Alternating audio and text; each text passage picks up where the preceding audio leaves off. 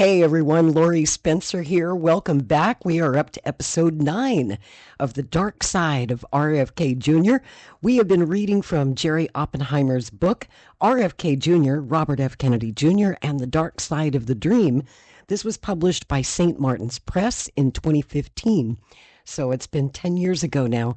But before we get back into the book, let's recap the events of this week. Robert F. Kennedy Jr. was having his confirmation hearings for the Secretary of Health and Human Services this week in front of 2 separate Senate committees. You had the Finance Committee on Wednesday.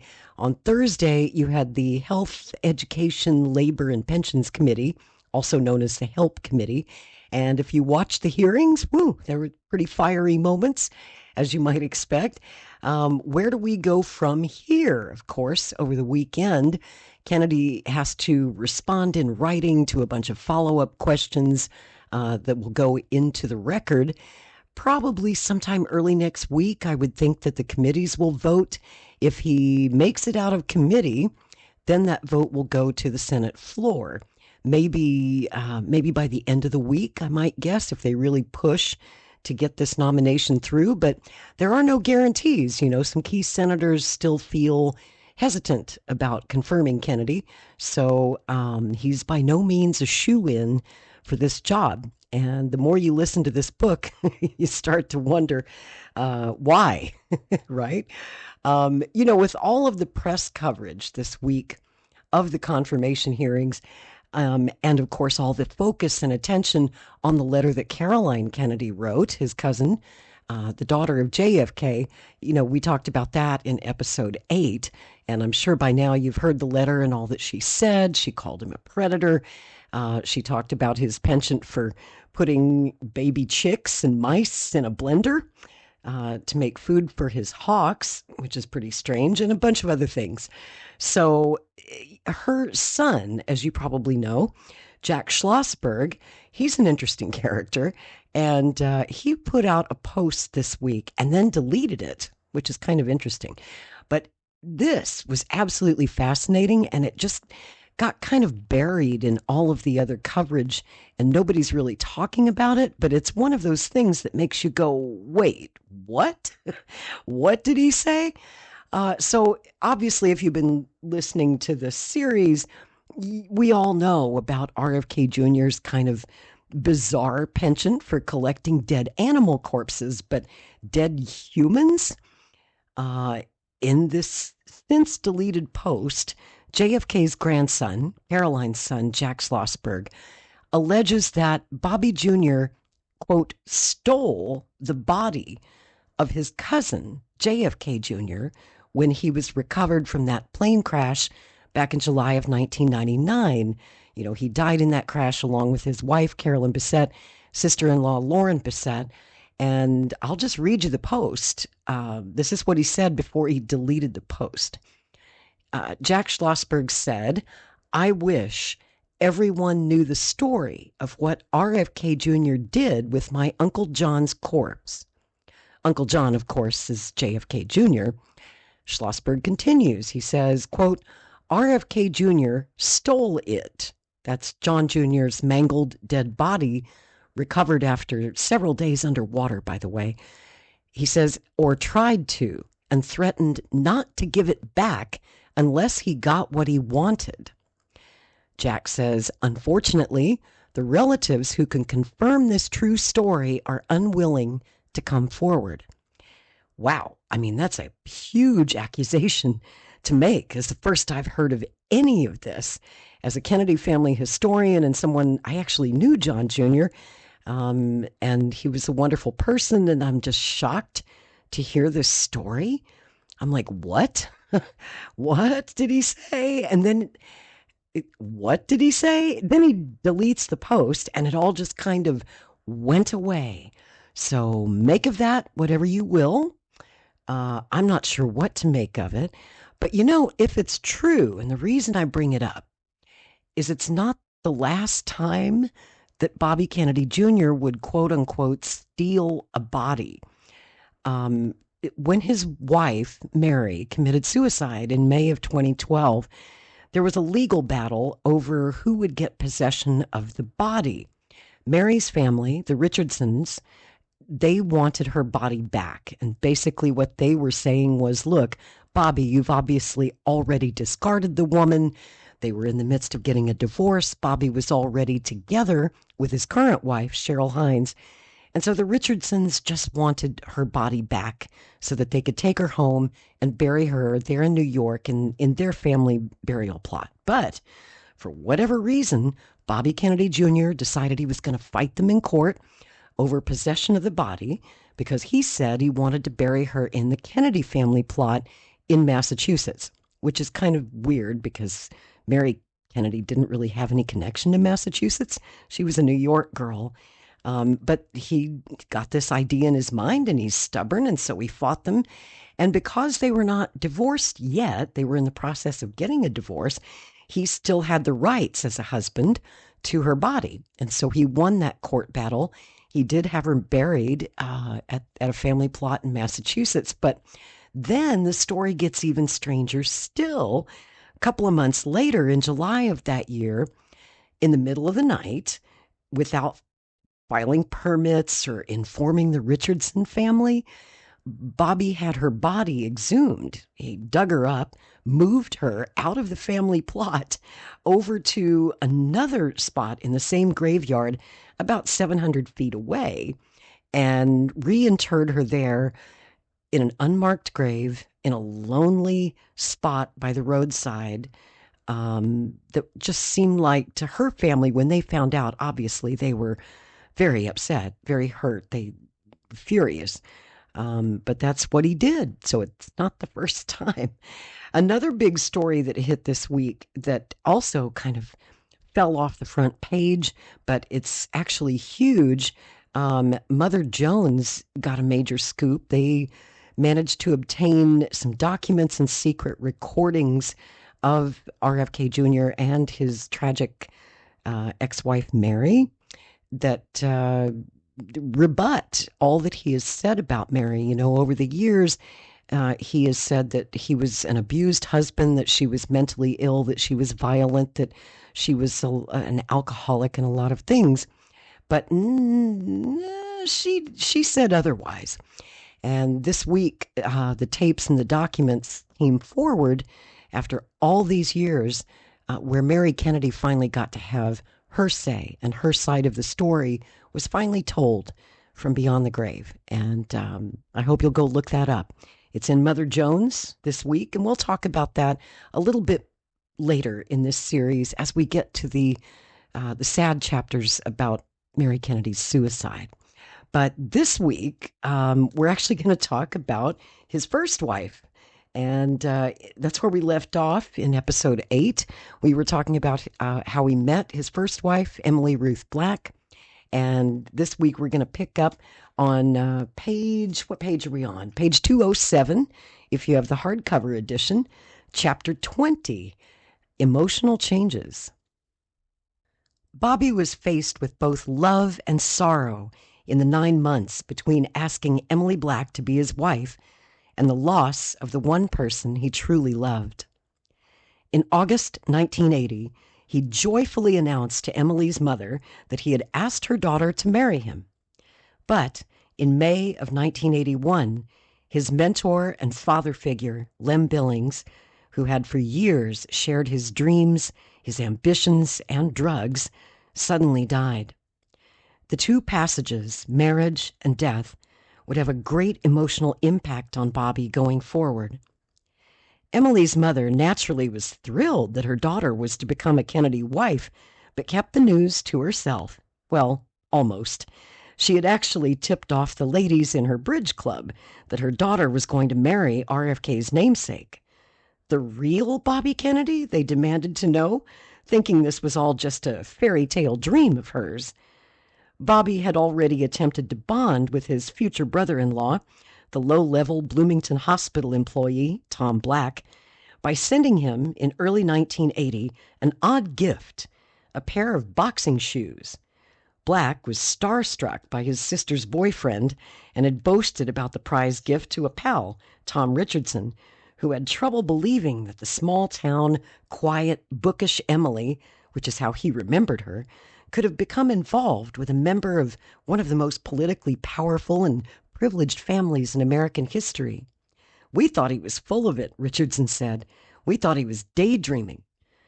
By the time the engagement became public, leaked presumably by one of the Kennedys to a New York gossip column, Emily's proud mother, Libby Pauley, was boasting to everyone and anyone who would listen about her future son-in-law and what a really nice boy he was. She told them that he was a Harvard graduate, that he had attended the prestigious London School of Economics, that he even had a book published and had been interviewed by People magazine, which she often flipped through at the hairdresser. Moreover, she confided to friends, there was talk that one day he might even be president, and she envisioned her daughter as First Lady. Emily, her mother felt, had hit the jackpot. It was clear from how excited she had sounded that the retired kindergarten and first grade teacher knew very little about what her daughter was actually getting into, that Bobby had a reputation as a druggie and a womanizer, that the Kennedy clan wasn't always held in the highest esteem. But to her mom, Emily was a real-life Cinderella, marrying the royal family's prince. Or, as the local Bloomington newspaper asked in a headline when the engagement became public in October of 1981, was Emily our own Lady Di? As it would turn out, that was a prescient question because, like Princess Diana's troubled marriage to Prince Charles, Emily's union with Bobby Kennedy Jr. would also be tumultuous and end badly. At the time the engagement became publicly known, Emily's mother still had not had the pleasure of meeting Bobby's mother, and may not have known that the famous widow was actually considered a harridan by a number of intimates and employees, and perhaps not much liked at times even by her own son. The future mothers-in-law had planned a weekend get-together, but Ethel canceled because she was getting another honorarium, a medallion from Congress in honor of RFK, one of many honors she had collected since his death. Their meeting was put off until close to the time of the wedding. After the engagement of her daughter became public and big news, Emily's mother told a local Bloomington columnist, Greg Dawson, that she'd been hearing about Bobby for a long time from her daughter and had concluded that he was, quote, a very down-to-earth kind of boy. Man, excuse me, every time I saw him he was in blue jeans. He might put on a blue jeans jacket to go to dinner, but that's about it. He's quiet and very funny. I don't believe Emily would go for anyone pretentious at all. She and her friends all like him. Emily thinks he's wonderful. The mother of the bride-to-be, who had grown up in very modest circumstances, marveled at the idea of being part of the Kennedy clan. "When I was a teenager," she once told an observer, "we took Life magazine, and they always had pictures of the Kennedys in England, and I always thought they were fascinating." And now, with her daughter's marriage and getting to meet the clan, she sighed, "I'm going to try to be myself and not get too excited." Mrs. Artie Klein, the sister of Emily's long-deceased biological father, felt her niece would make Bobby the perfect mate because she was just a super young girl, and she's beautiful and a top-flight student. Moreover, according to the Bedford, Missouri woman, Bedford was the limestone capital of the world and the town where Emily was born, she's always been rather quiet, not timid, just quiet, and she loves to be around people and is very sociable, but just doesn't have a lot to say. To the Kennedys, Emily possessed the perfect profile for an outsider marrying into the clan, a young woman who would keep her mouth shut and not blab the family secrets. With the engagement, there was talk that the wedding would be the usual monstrously large Kennedy-style royal affair. Think an army of paparazzi camped outside with choppers overhead and held in Midtown Manhattan at St. Patrick's Cathedral, where Bobby had mourned at his father's casket. In preparation for her betrothal, Emily, of the Protestant persuasion, had even begun taking instruction to become Catholic at the behest of Bobby and his devout and pious mother. Riley, Bobby said at the time, "My mother tells me that means I'll go to heaven." It was during that happy time, leading up to Bobby's wedding, the tragedy struck, placing a dark cloud over him. Lem Billings, the homosexual Svengali who had guided and literally tried to control and direct every aspect of Bobby's life from the time he was 14, suddenly died. As Bobby would later say, quote, "I won't get over Lem's death any more than I'll get over my father's." Billings had never approved of Emily, just as he'd had negative feelings about Bobby's relationship with Valerie Duff Pacifico because she wasn't wealthy and from high society. Despite Emily Black's intelligence and low-key, likable persona, Billings thought of her as little more than a cute Hoosier hayseed. Nevertheless, he was set to be Bobby's best man at the wedding.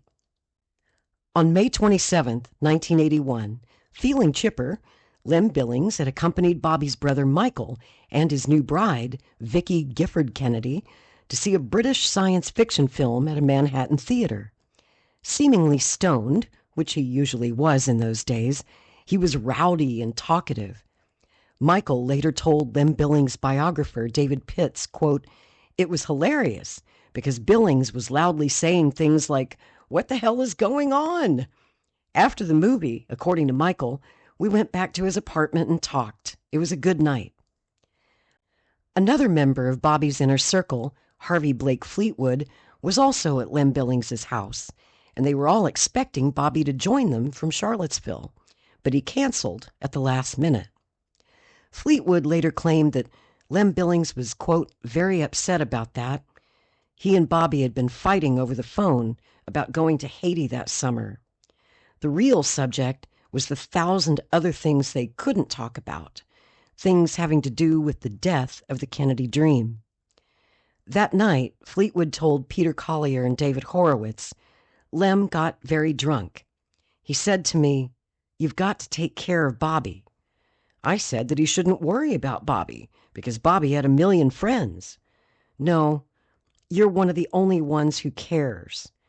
I said all this talk didn't mean much because he'd be there to look after Bobby the way he always had." He shook his head and started to cry. "No," Lem said, "I made a terrible mistake. I took drugs with him. I made a terrible mistake. I let him down." Sometime during the night of May 28th, 65-year-old Lem Billings apparently suffered a heart attack and died in his sleep, practically on the day of the 64th anniversary of the birth of the man he had loved before Bobby, John F. Kennedy. Billings's body was discovered in the morning by Peter Kaplan, who had spent the night in the fanciful Beaux Arts home. Despite the autopsy report stating that he had suffered a fatal heart attack, Bobby's mother later questioned whether Billings had actually died of a drug overdose. Over the years, Ethel Kennedy had become less enamored of Lem Billings, to whom she had entrusted the care and welfare of her teenage Bobby when he had just lost his father. She had heard rumblings of Billings's drug use and certainly of her son's drug use, which would only get worse and more scandalous for the family. Through the years, Ethel had been witness to some of the odd behavior that existed between Bobby and the gay man whom she had assigned to be her son's surrogate father. On one occasion, with Ethel and a few of her young ones present, Bobby and Lem Billings, wearing matching terry cloth robes, sat together at the Hickory Hill breakfast table, downing straight whiskey shots at 8:30 in the morning, and were visibly inebriated. They were planning to fly out together that day, and Billings had telephoned for a cab. When the driver arrived, recalled Ethel's then secretary, Noelle Fell, Billings argued with him for showing up too early and complained about the cost of the upfront fare. Returning to the table, he fumed, "That fucking son of a bitch wanted to get paid for just fucking coming." As Fell recalled, Bobby exploded in laughter, at which point Billings jumped up from the table and yelled in his high-pitched, effeminate voice, "Ethel, why is this house so fucking hot?" At that moment, his robe accidentally opened, and the towel around his waist fell to the floor, exposing his genitalia. The Kennedy cook, carrying a hot pot of coffee into the room, screamed and nearly fainted from the sight. There was a memorial service for Lem Billings at an Episcopal church near his home. The funeral was held in the polluted, dreary Rust Belt city of his birthplace, Pittsburgh, Pennsylvania, and he was buried in the Billings family plot near his beloved mother, Romaine. Lem Billings had once told Bobby that when he died, he wanted the pallbearers to be members of his youthful and, for the most part, druggy circle of Kennedys and their friends, and his wish was Bobby's command. He and the others carried Lem's casket and held it throughout the service. Quote, "I'm sure he's already organizing everything in heaven, so it will be completely ready for us, with just the right early American furniture, the right curtains, the right rugs, the right paintings, and everything ready for a big, big party." That's what Bobby told the solemn gathering in his heartfelt and rather candid eulogy. "Yesterday was Jack's birthday," he said. "Jack's best friend was Lem, and he would want me to remind everyone of that today. I am sure the good Lord knows that heaven is Jesus and Lem and Jack and Bobby loving one another."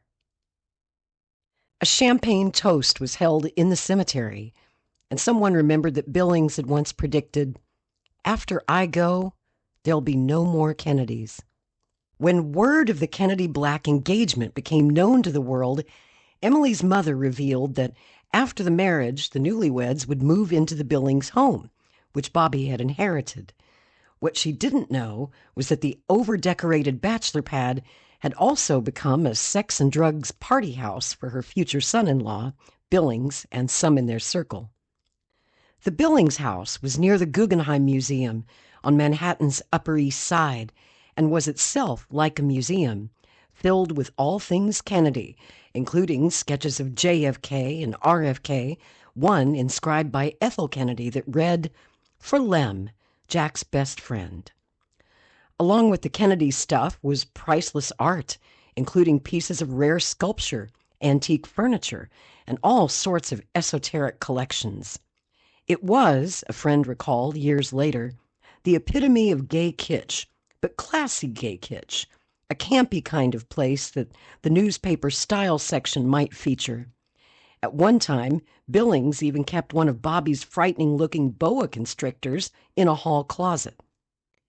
In a privately published and distributed oral history tribute to Billings, organized after his death in part by Bobby, he called him the most fun person I had ever met in my life.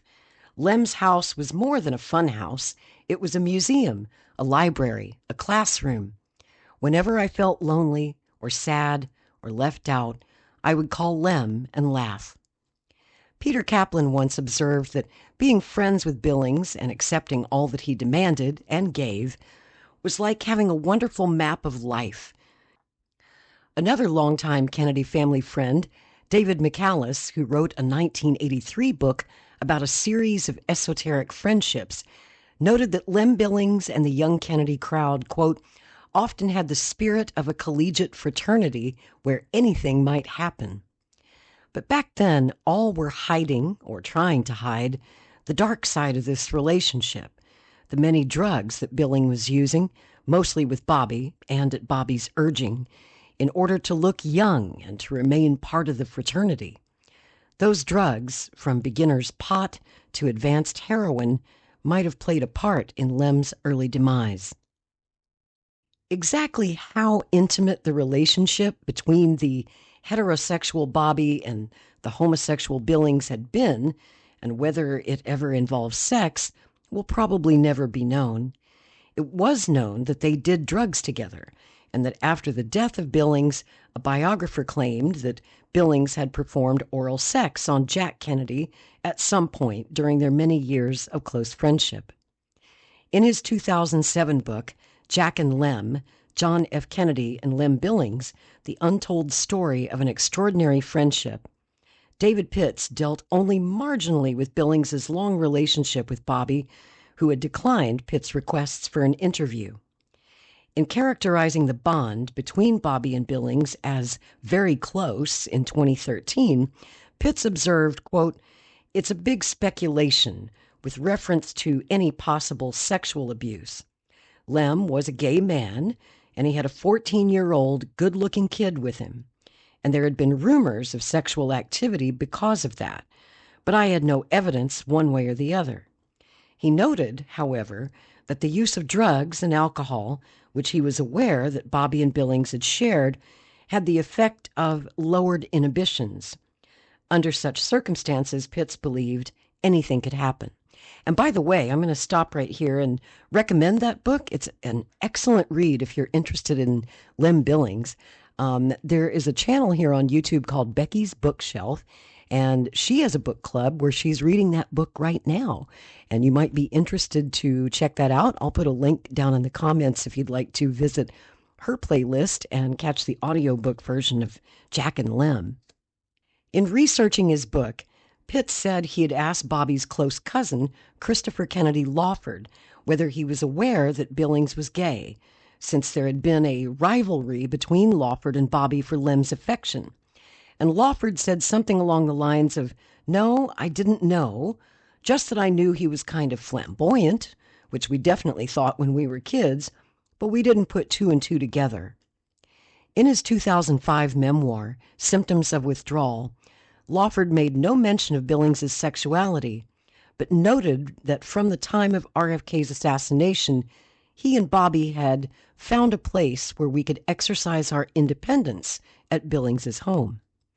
Lawford said he came to view Lem Billings as his surrogate father and saw Billings as Bobby's father, and that they spent most of our time together at Lem Billings's place. Quote, "Lem saw our need, and he rushed to fill the void," Lawford said. "Lem adopted our generations. He cared about us and treated us like the sons he never had. Bobby was lucky to have an adult who was fully devoted to him. I spent years competing for Lem's attention and affection. When Lem was angry at Bobby," Lawford continued, "I became his favorite, and the extra bedroom in Lem's 88th Street apartment became Chris and Bobby's room. But when they made up, it was back to being Bobby's room. I never really had a chance. Lem's attachment and anointing of Bobby defined him as the second coming."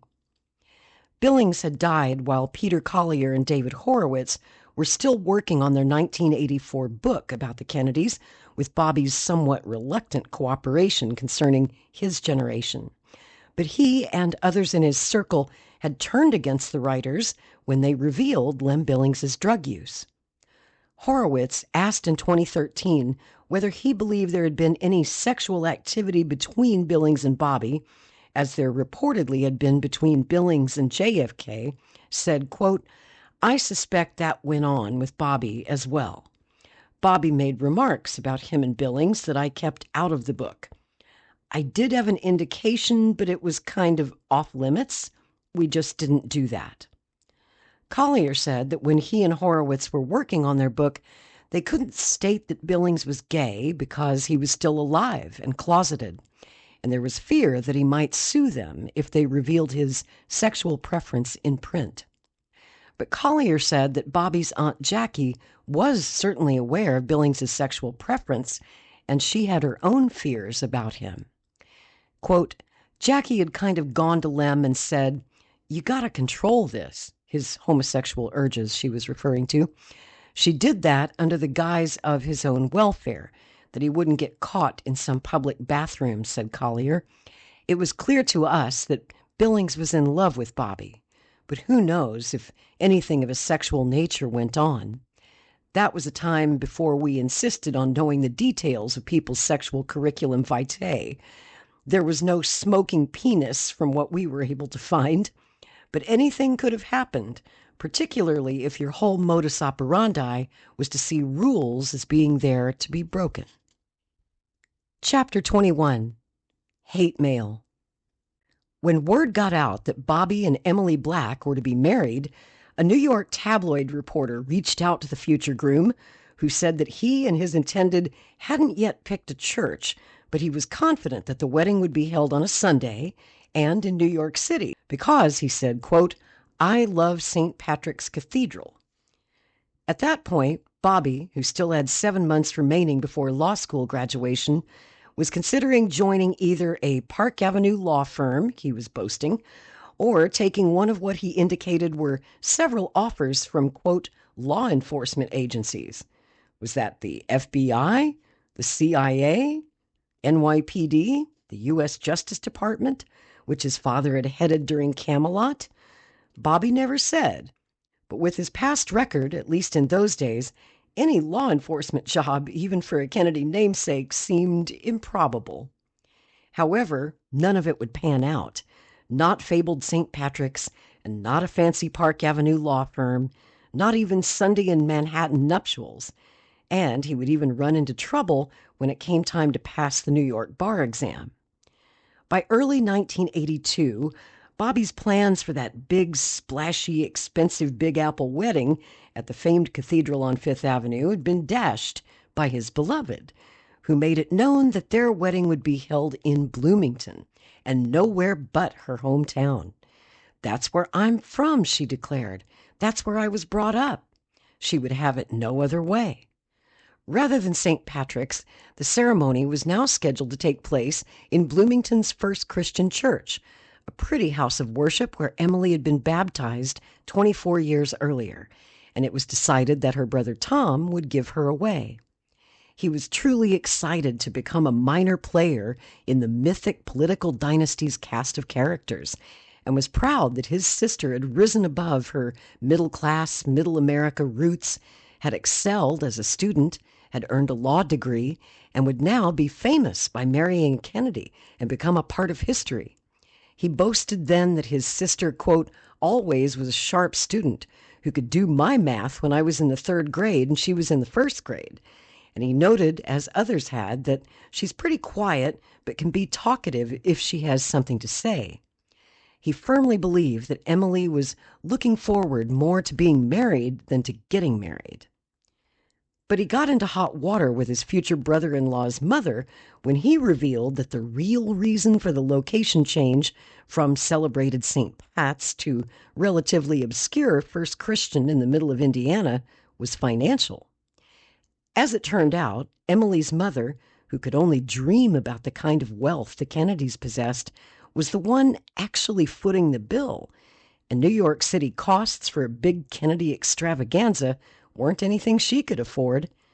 Ethel Kennedy was said to have been livid that Tom Black had disclosed the money issue, and he was told in no uncertain terms to keep his mouth shut about any and all wedding plans if reporters called him. By 2013, many years after his sister and Bobby had been divorced, he still was fearful of talking about their wedding and the financial terms for it, believing that he was still subject to the wrath of the Kennedys. "They were mad at me and told me not to say anything anymore," he told this author, Jerry Oppenheimer, "so I can't talk to you," and then hung up on Jerry Oppenheimer. However, at the time, the Kennedys put their own inimitable spin on why the venue had changed.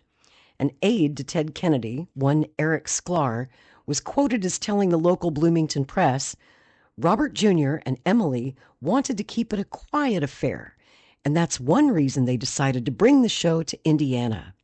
The couple chose Bloomington after first considering a St. Patrick's Cathedral in the heart of New York City, which is not a quiet place. There was no mention, of course, of the cost factor."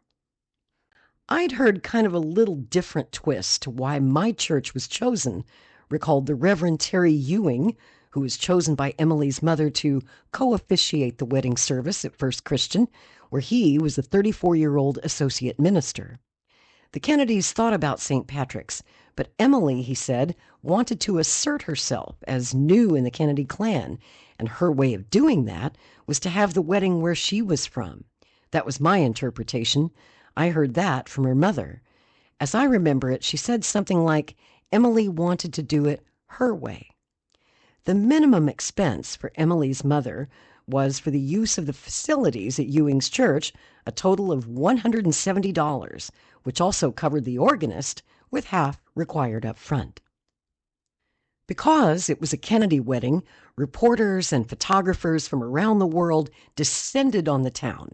3 paparazzi from France alone, all there mainly in hopes of getting the best-known Kennedys on film: the matriarch, Rose, the former First Lady, Jackie, her celebrated children, John and Caroline.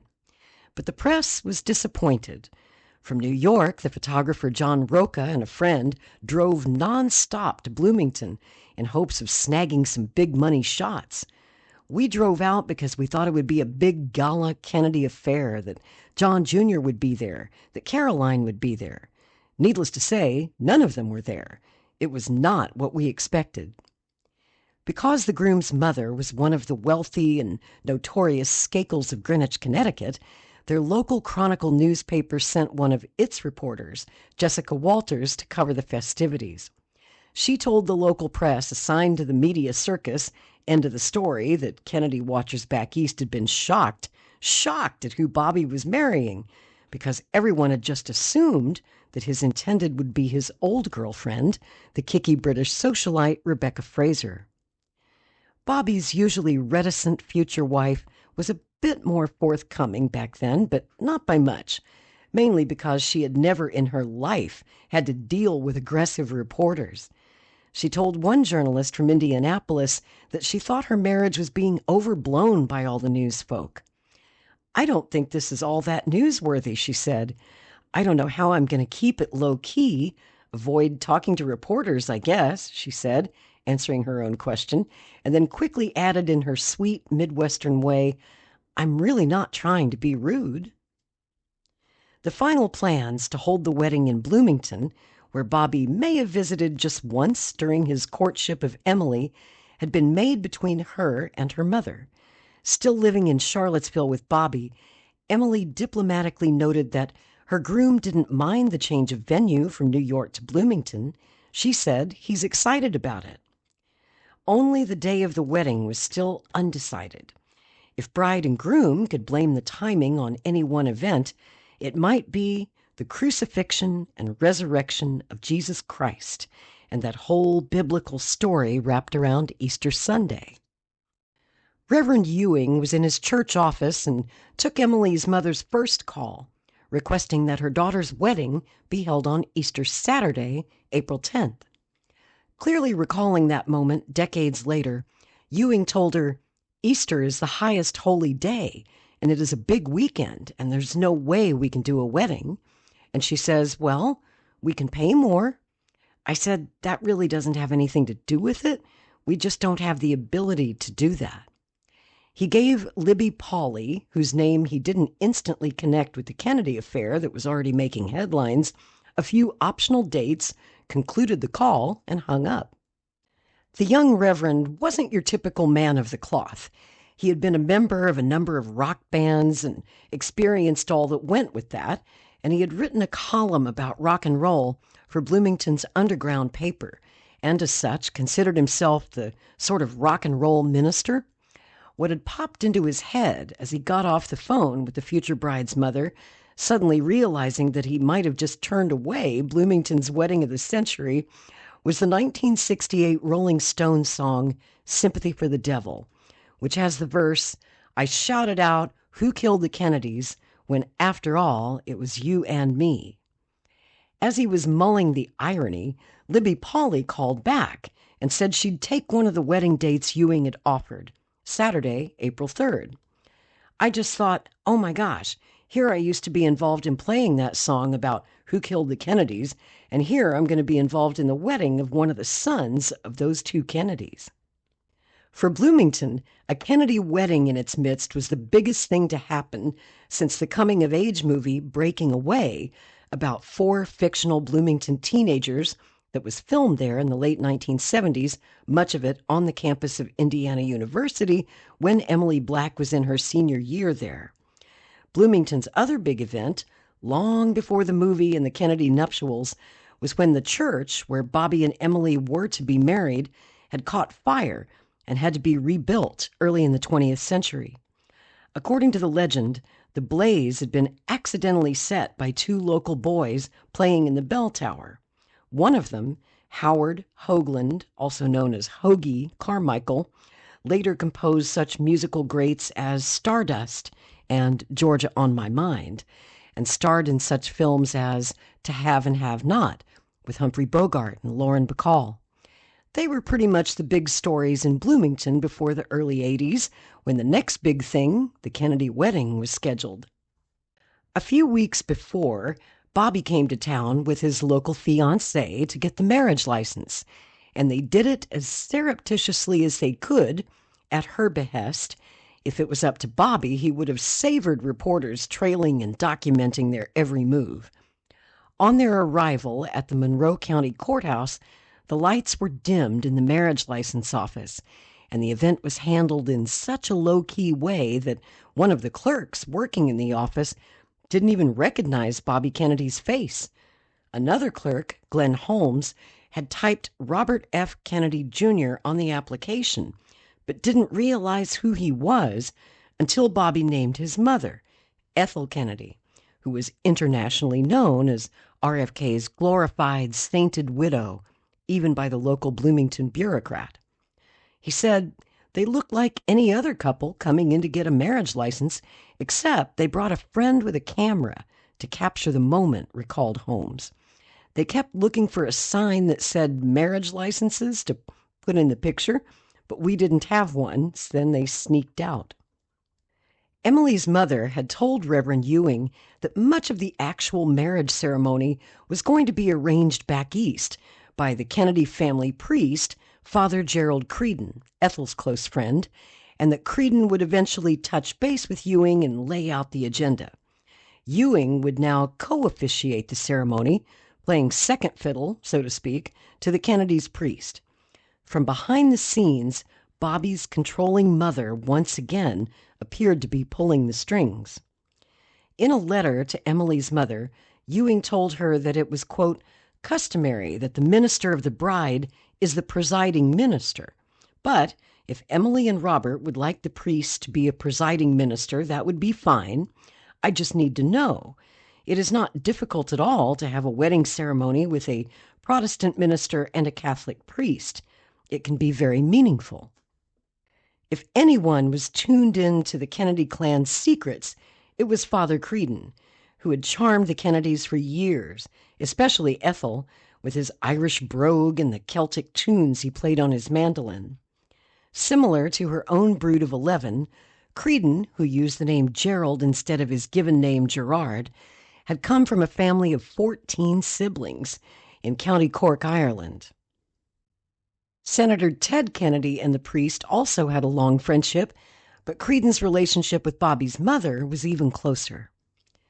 Before her son David's body had gone completely cold after his 1984 drug overdose in Palm Beach, she was confiding in Father Creedon, who later disclosed her bravery in the face of adversity. He said, "She showed remarkable inner strength and confidence," he recalled. "She seemed more concerned with other members of the family and how they were taking the loss. Ethel's faith is remarkable and very real, not a cold faith. Why me has never been in Ethel's vocabulary." Unlike her sister-in-law Jackie, who it was claimed in a 2014 book had, not surprisingly, a post-traumatic stress disorder-like reaction after witnessing JFK's assassination, Ethel had gotten through her assassination trauma with the help of her Catholicism and counsel from the likes of Father Creedon. As Christopher Kennedy Lawford observed, quote, "My Aunt Ethel's brand of Catholicism was more desperate and explosive. She attended Mass every day with a vengeance. The kids were dragged along on Sunday and occasionally during the week if she thought someone's behavior needed an extra dose of God." Father Creedon was a natural to be overseeing the Kennedy black nuptials, which would be at least the 5th wedding of one of Ethel's kids that he would be involved in officiating or co-officiating. In the past, he had conducted the marriage services for Bobby's brothers, Joe and Michael, and their sisters, Courtney and Carrie. Carrie had married Andrew Cuomo, the eldest son of the governor of New York, Mario Cuomo. It was a wedding billed as the merger of two great political dynasties. As it turned out, all 5 of the Creedon-officiated marriages would end in divorce. In order for Reverend Ewing to co-officiate the Kennedy black marriage rites and for a priest to perform the ceremony in a Protestant church, he had to get a special dispensation from the Archbishop of Indiana, which the Kennedy side handled. As Ewing recalled years later, there really wasn't much for me to do until we approached the wedding day, except handle the many calls from reporters from all over the world. There was, however, a dark side to the planned wedding. After word of it became public, hate mail that Ewing began receiving, but addressed to Emily. Some of it aimed at the Kennedys' Catholicism, others anti-Semitic in nature, such as a tract headed "The Deliberate Execution and Murder of Jesus Christ by the Jews." There was one important thing Ewing needed to check off his to-do list prior to the ceremony, and that was to have his first face-to-face with the couple to discuss what marriage was all about and to learn how they felt about it. Father Creedon also sat in on the premarital consultation. Quote, "I told Bobby and Emily that the components of marriage involved good communication, being open with one another, addressing concerns they might have about one another," Ewing later recalled, "and they were very cordial and very receptive. They kind of nodded their heads and were agreeable." Still, he was more impressed with the future Mrs. Robert Kennedy Jr. than with the famous groom. "I thought, what an interesting person she would be in the Kennedy family, because she was an impressive young woman, forthright, clear, hospitable, and I thought, wowee, she'll do something impressive with her life. To me, she evoked Jackie. She had a presence." Emily Black certainly did have a presence, didn't she? We know so little about her, you know. After her divorce from Bobby, Emily Black has kept a very low profile, completely out of the public eye. Of course, we're familiar with their children, Kik and Robert F. Kennedy Jr. III, but we don't know anything about Emily. She never speaks to the press. I mean, she just kind of disappeared, and that's obviously the way she likes it. So she kind of faded into the woodwork. But in the next episode, episode 10, we will learn what that crazy wedding was like. And believe me, it was crazy. It's a great story. So do join us for that in the next episode of The Dark Side of RFK Jr. Until then, I'm Lori Spencer. Thanks for listening.